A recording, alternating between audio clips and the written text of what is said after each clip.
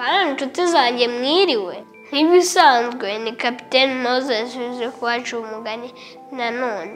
Uyu munsi rero ngiye kubacira umugani w'inkoko n'inkware. Kera habaye inkoko n'inkware. Umunsi umwe amapfa aratera. Inkoko n'inkware bihuye. Inkoko ibaza inkware iti kubona amapfa yateye imyaka yose ikarumba, tuzakura he ibyo gutungisha abana bacu?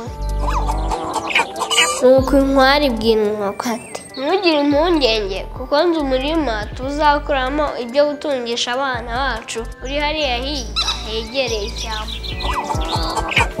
Inkware ibwira inkoko ati ngwino unkurikire njye kukwereka uwo murima.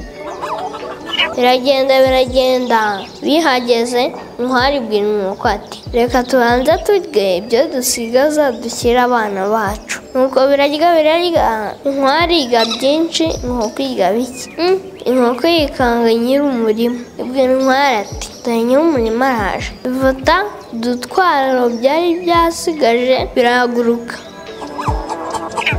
Inkoko igeze mu kirere kubera yari yasigaje byinshi yabitwaye birayiremerera irananirwa igwa hasi. Nyiri umurima agenda gake gake arayifata agenda ayishoreye ayijyana mu kazu kari aho hafi y'urugo rwe. Niho byahereye inkoko zibana n'abantu, inkware zikaba mu ishyamba.